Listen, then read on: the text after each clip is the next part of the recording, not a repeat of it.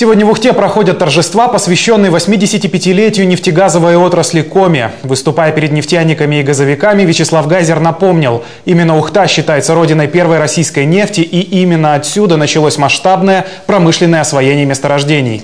За 85 лет в регионе открыты десятки месторождений, созданы крупные предприятия, построены города и поселки нефтяников и газовиков.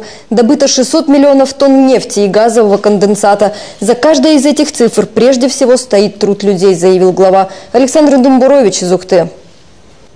В Ухтинском горно-нефтяном колледже высоких гостей торжественно встречают студенты. Вячеслав Гайзер открывает сразу два учебных объекта – новую именную аудиторию и учебный полигон. Здесь контрастирует изба Придунова 18 века и современные технологии. Полигон создан совместно с компанией «Лукойл» и Северные магистральные нефтепроводы. Это один из важнейших аспектов взаимодействия с нашими профильными вузами, которые выпускают специалистов для топливно-энергетического комплекса в целом и в частности для компании «Транснефть». Но это только первая очередь. Вторую планируют сдать в будущем году уже совместно с предприятиями «Газпрома».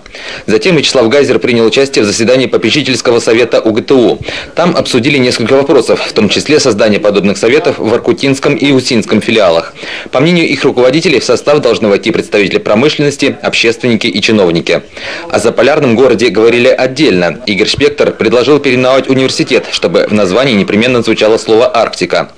Ректор вуза Николай Цхадай рассказал о работе по развитию университета. Он отметил, за последние годы существенно расширилась инфраструктура вуза, и на достигнутом останавливаться не собираются. Завершается строительство бизнес-инкубатора. Площадью около 3000 квадратных метров бизнес-инкубатора. Это системообразующий атрибут будущего технопарка, среды для инновационного развития университетской науки.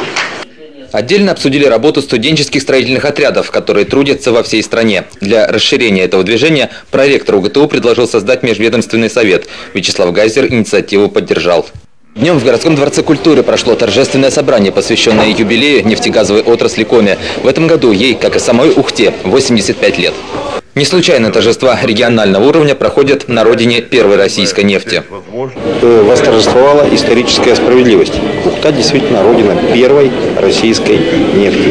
Более того, сейчас наши ученые изучают вопрос, не есть ли Ухта родина первого российского газа.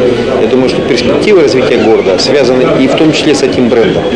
Вячеслав Гайзер вручил ряд правительственных наград, а также сообщил ухтинцам приятную новость. В следующем году в Шудаяге начнется строительство хирургического центра, а в городе реконструкция детского парка.